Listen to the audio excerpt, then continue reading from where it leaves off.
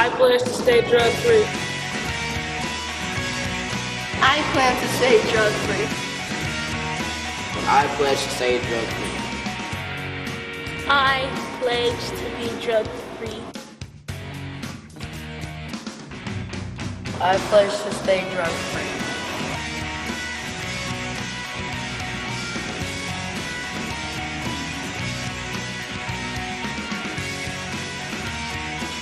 My name is Watson. And my name is Mariah. We're 12 years old. And we're representing Old Redford Academy Middle School. And we're here to talk about drugs. Drugs are very dangerous and unhealthy. And they can also ruin a relationship with your loved ones. Go talk to a family member, a friend, even a teacher, or you can go to a therapist, or if you need any extra help, you can go online and find all of them. Hashtag not worth it.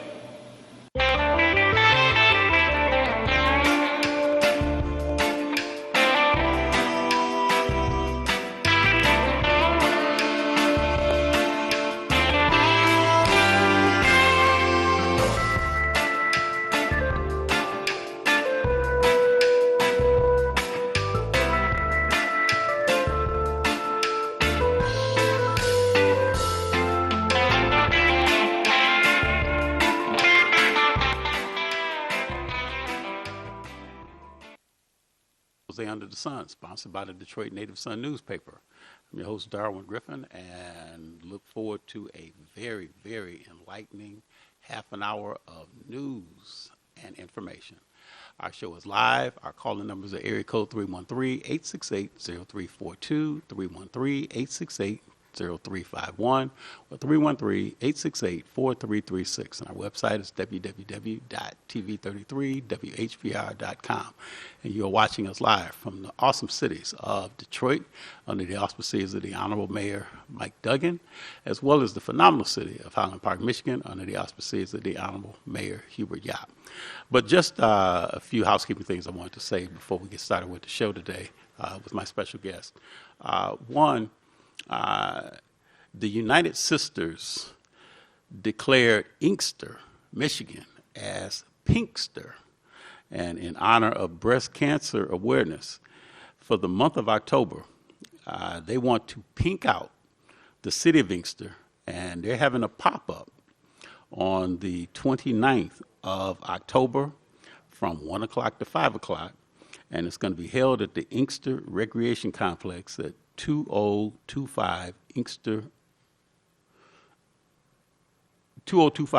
Road. And it's also going to be one where they're looking at have you to wear pink. And they have in charges to my head and at my heart.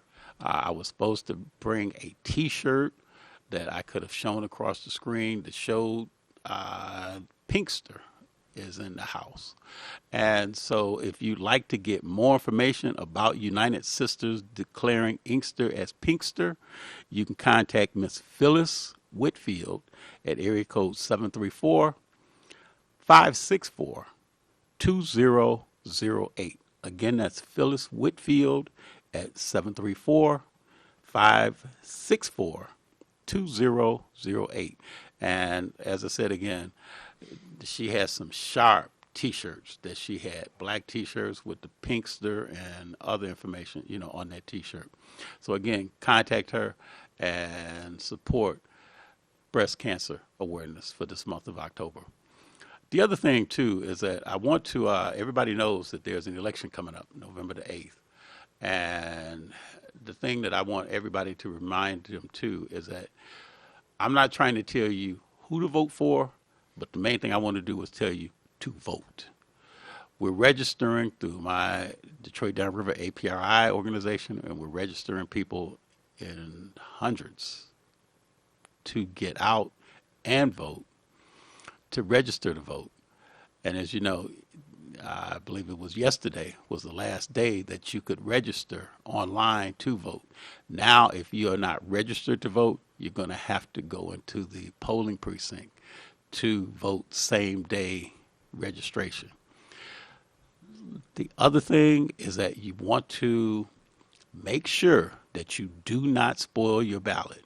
There were 13,000 ballots that were spoiled in the last election in August. You don't want to spoil your ballot. So the thing that I'm letting people know today, and I'll remind people of this, if you vote straight ticket, like if you vote straight ticket Democrat or straight ticket Republican, you cannot then separate and vote for a person outside of that particular party.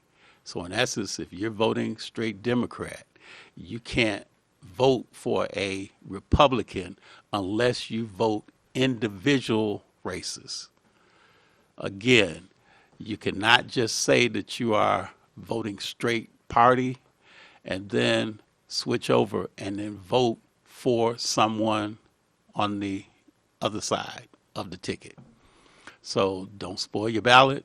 If you vote straight Democrat or vote straight Republican, vote straight Democrat or vote straight Republican. If you do not vote straight Republican, then you can cross over and then you can vote for somebody in the opposite party. But as long as you don't check off on the ballot that you are voting straight Democrat, then you can do that. So I don't want anybody to spoil the ballot. I don't want you on August the 9th, on November the 9th to say, hey, I messed up. Make sure that your voice is your power. You don't want to mess it up. So whichever way you decide to vote, however you vote, and whoever you vote for, you want to be comfortable saying that I did what I needed to do and voted for whoever you voted for. Okay, today my special guest is a lady who specializes in trauma. She's a clinician, she's a clinical therapist, and she probably doesn't need much introduction, and her name is Miss Leah Chapman. Miss Chapman, thank you for coming on Expose Under the Sun today. Thank you for having me. Now, let's talk about what does a trauma clinician, what do you discuss? Who are some of the people that may want to come to you for that may be seeking your assistance? So as a clinical therapist that focuses in on trauma, that is anyone under the sun, right? Anyone that has incurred something that they perceive as bad that has happened directly to them, then they could seek out someone like myself. So it doesn't have to be a direct instance where something was received within the body. It could be something that was observed throughout, let's say, the family system or the community. Those things count on how it has directly affected you from a psychological or an emotional perspective. And so to seek out healing in those areas, that's something that I assist individuals in doing. So now you talk to laypersons, you talk to professional people, you talk to police, you talk to anyone that seeks help with trying to get through the trauma that they may be going through. What are the types of trauma that somebody might go through? There is a myriad, right, of various instances. Some could be physical assault. Some could be sexual assault. Some could be psychological, emotional, religious assaults. Others may be... When you say religious assault, explain. Can I elaborate a little bit more on that part? Okay, so when I say religious assault, we're looking at scenarios in which inside the church space, in those walls, there are various types of things that may cause an individual pain, right? Such as bullying. It's really interesting. There was a situation that occurred within one of the faiths, and I was asked to be a part of a particular panel that was looking at bullying within the church space, right? And so that might look like someone just being very disrespectful in their tone, someone coming to you and pointing out what they would consider an unacceptable way to dress, perform, talking to you in a hegemonic manner, right? Disrespectful. Those sorts of things that happen within the church space, it can be difficult. You can also see that sexual assaults have happened, right, between pastoral staff or deacons or whomever within those church walls. And there's a lack of accountability and a lack of conversation and a lack of repair that happens in the church. So that, those sorts of things can be considered as religious assault. Okay. In addition to that, right, looking at the DSM-5, which would be like the mental health Bible, I always like to highlight this particular area, and it talks about how media does not qualify for a diagnosis under PTSD or trauma. And I often push back on that because, A, we need to look at who has written the DSM-5, right? And whether or not they may find that the things that goes on within their world is highlighted through social media or in the news or whatever it may be. But I push back on media as contributing to people's traumatic responses or trauma reminders, or even just starting to feel, right, unsafe in where it is that you live or in your body. The media definitely wholeheartedly contributes to that. We saw George Floyd murdered, right? The entire country was upset about that. Well, in witnessing that and seeing this replayed over and over and over again, it has had an adverse effect on the psyche. And so now you see people within our community, right, as Black people, we fear the police. And I won't even say that it started with George Floyd, because we know differently than that. I mean, right? we've had situations like with Malice Green here, You got it. with Butson and Evers that killed him. Exactly. And then we also saw, the assault on Rodney King Exactly. in Los Angeles. So, like you said, we've had instances where there have been situations, confrontations between citizens and the police. Yeah, exactly. And so you're looking at like play by play. Shots of what has happened.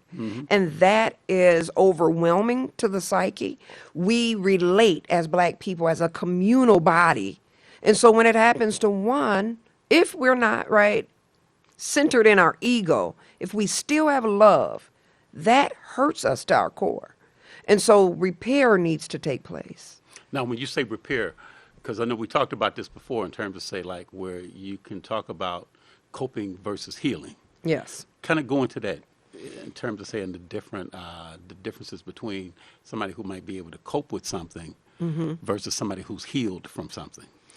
So when we're looking at coping or coping mechanisms, that is something that is taught within the therapeutic space. So you'll often hear individuals, and I'm going to pick on our athletes right now. I love them. I used to be one. But you'll hear them say, I go to the gym, and that's my therapy. No, that's your coping skill for the pain that you're feeling internally. Right? And so the discomfort that one feels within their body, within their mind, right? Within their nervous system, that is what needs to be addressed. The coping is a way of avoiding the pain in the moment. But in therapy, you have to feel pain to heal. Because, see, I was thinking about when you said that about the athlete, I'm thinking about, I've heard, that some police officers go to the firing range. Yeah. And that's where sometimes they unleash some of their, emotion. Yeah, yeah. And then it's kind of, it makes it kind of rough, too, because then when they get out on the beat or on the street, then them having to separate, what's happened from maybe in their childhood. And that's something else I want you to talk about, too, as to a lot of things that have happened to people in their childhood, from being bullied, witnessing bullying, witnessing or being assaulted, or witnessing an assault. Exactly. And how that can manifest into some behaviors once they get grown or once they get to adult age. And then depending on the occupation that they go into as well, that could make a difference. Just something that happened with me when I was a child, I had found a dog that had been hit by a car. And it was interesting because the dog's head was bleeding, and I was, pretty much like wanting to heal this dog. Yeah. And I'm trying to figure out what I could do to heal the dog. But then when the dog died, I was somewhat traumatized, by that because I could not heal that dog. Exactly. So I know that there's a lot of people that kind of go through the same thing. And then just like, let's talk about like how people may go through the trauma of losing a child, the trauma of a child that may be incarcerated for something that they didn't do, the trauma that somebody might be going through when they witness somebody who's done something to their child and they're incarcerated and what they're going through. So let's talk about that a little bit. I mean, bearing witness to pain, again, as I said, trauma doesn't always mean that it happened directly to you. It can be an observed action, right? So the environment shapes us. And so if you're immersed in a painful environment, then you take all of that into you, right? Your eyes, all of your senses, your eyes, your ears, your smell, your touch. When you saw that dog, right? You saw that dog was in pain. You saw the blood, right? And so that to you connected with you emotionally.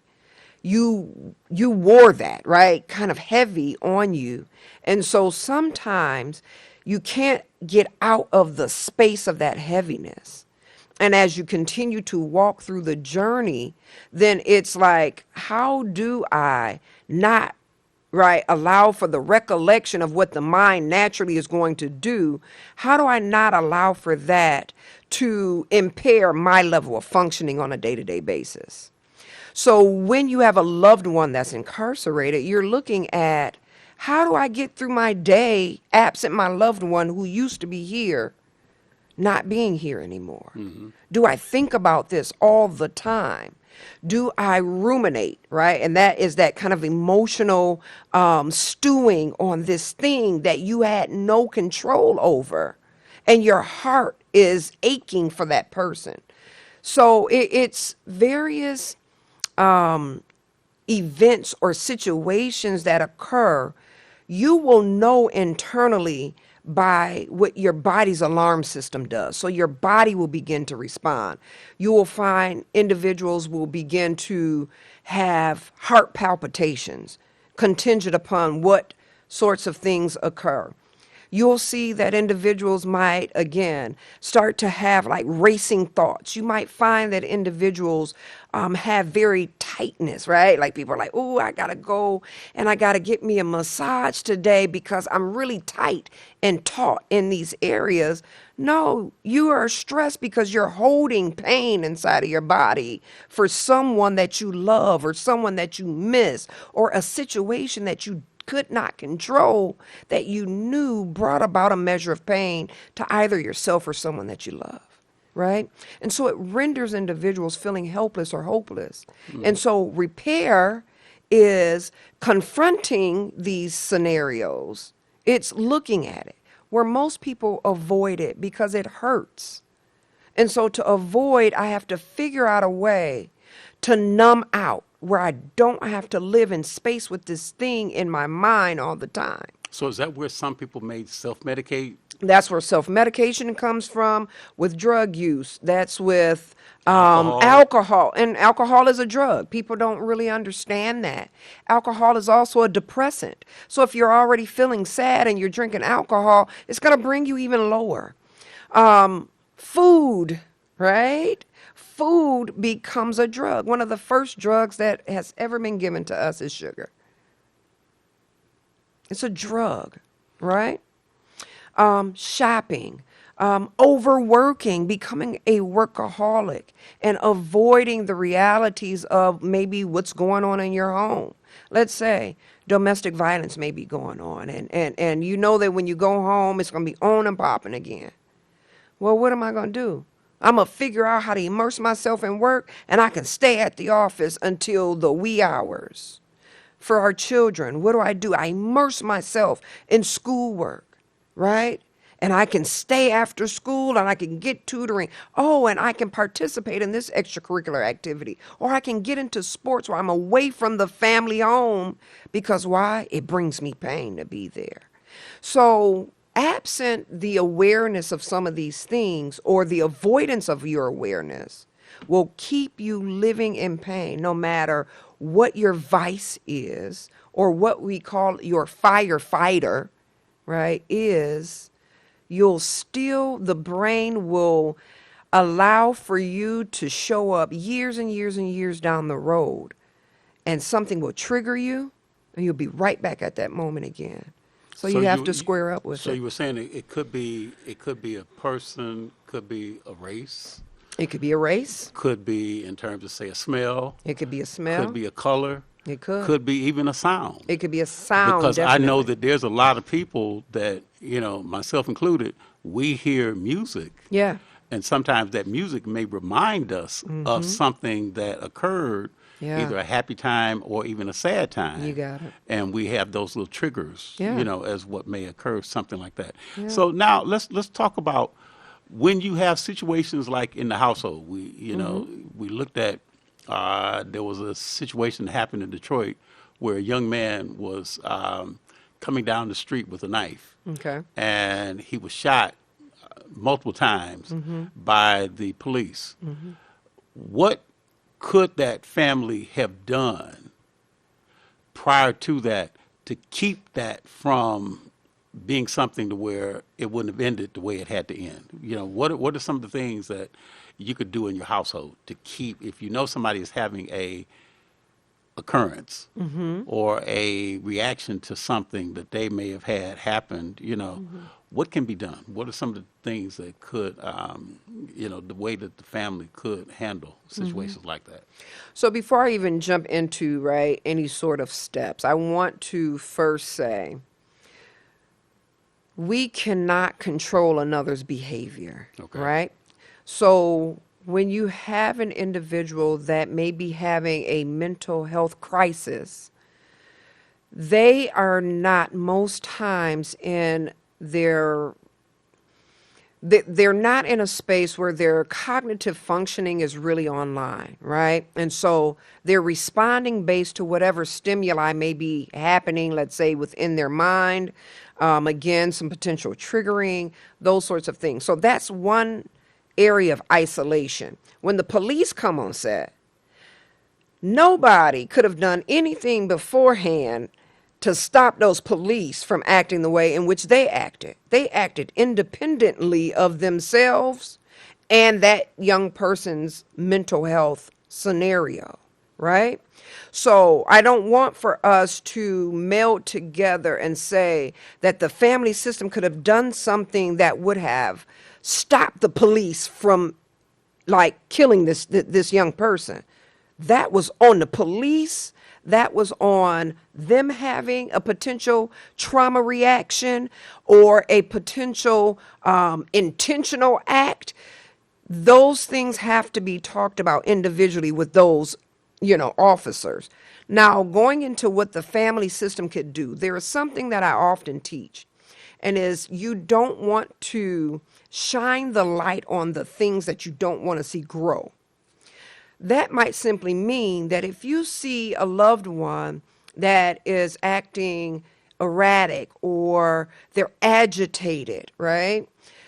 To talk to an individual that may be having internal stimuli, maybe voices in their head, maybe observing the environment and feeling a bit of agitation. They could be hallucinating. They could be having delusions. And you don't know it. You just see your loved one acting differently. What you want to try to do is create distance. Don't go into the drama, right? Don't go into the fire. Give some space from that.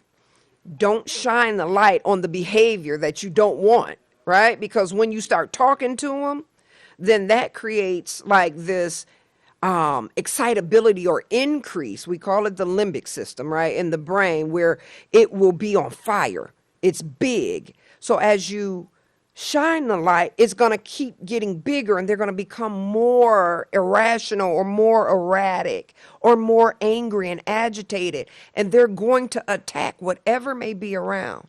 So separate, give them some time to bring their limbic system down. Go into another room. Instead of calling the police, which is sad, right? If our police systems don't have a response team that has mental health personnel that's a part of that, then our mental health spaces, such as DWIHN. I'm from Washtenaw County, so we had Washtenaw County Community Mental Health. We have a crisis response team where families can call this number that's connected to CMH, and then we'll send out and dispatch mental health professionals to the home, right? To assess, see what is necessary. And if the ambulance or the police needs to be brought on scene, at least now they're there to help mediate. And then if the individual needs to have, let's say, psychiatric treatment and be taken to the hospital, that's how we preserve life. Okay. Now, we've got a couple minutes left. Okay. Give your contact information. So if anyone wanted to get in contact with you to get more information from you, or if they wanted to refer somebody to you, do you have a website? Do you have your phone number and any other contact information where they can get in touch with you at? Sure. If anyone wanted to reach out to me, even for just a consult, I can be reached at www. And it's spelled a little differently, intervene. Remove the I, capital NTER, V as in victory, ENE.com.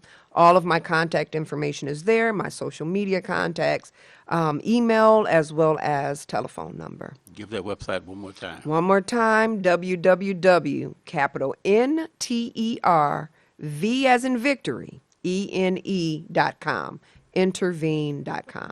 And you say you're located in Washtenaw County. I am in Washtenaw County, but I also do telehealth, which is virtual. So I have quite a few clients from the Wayne County area and Oakland County as well. We can do virtual visits all the same. So when you say telehealth, just real quick, so telehealth, they could be like on a on a Zoom telephone. or something like that? Yep, you can Okay. be on your phone, in the car, you can be on your computer, and it will be done via video. So there's no excuse. If There's somebody no has an excuse. issue, they can still get and seek assistance. Indeed. Is there anything else? We've got less than 30 seconds. Is there anything else that you would like to say to our listening and viewing audience? I would just simply want to say that you matter. Do not sit in space in pain when you can have remediation of that pain. You can have some resolve. You can have the fruitful life that you desire, even from the most catastrophic scenarios that has overwhelmed you. There is life after pain. So primarily the thing is that if somebody is going through something internal, they need to go and seek assistance. Seek a from a therapist. professional like you. That Correct. could help them with something like that. Yes. This, it always seems like this half an hour goes by so fast. It does. And the one thing that I would say is that there's so many different types of trauma that people can go through. And I think the thing is that now that you know there is help, they can contact you or they can contact one of the other clinicians or therapists that can help them to pretty much like get through whatever they're going through.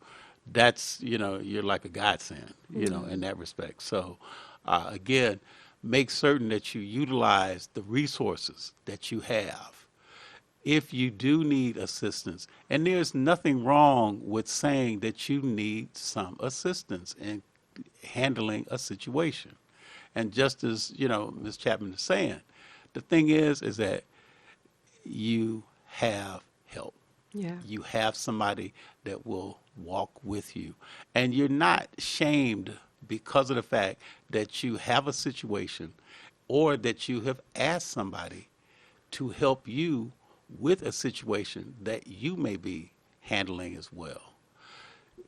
This has been a great conversation. Again, Ms. Chapman, I really appreciate you coming on the show today. We're definitely going to have to have you come back again because as trauma occurs, it's something that people go through with grief, loss of life. I mean, we went through a lot of trauma with a lot of people that lost relatives or lost friends With during COVID. this pandemic. You correct. got it. You So got I it. know that, I lost my bid whist partner, Dorothy Pugh. I mean, I loved her to death, but I lost her. And then my Barbara Banks, my other cousin, and then, we've all lost people. Exactly. Sheriff Benny Napoleon. And I mean, there's so many others Yeah. that we've lost during this pandemic. So again, if you are still going through something that you've been in the past couple of years with the pandemic, contact Ms. Chapman. Contact others that may be able to assist. And there's no excuse now because, as Ms. Chapman said, you can repeat that again, the telehealth. Yeah, telehealth, right? You can utilize video. You can do it in the comfort of your home.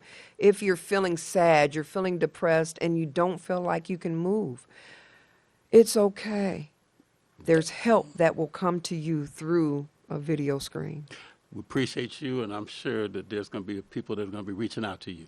Again, you have been watching Expose Under the Sun, sponsored by the Detroit Native Sun newspaper. I'm your host, Darwin Griffin. If you'd like to get a copy of the Detroit Native Sun newspaper, you can contact Ms. Valerie Lockhart at area code 313-457-5944.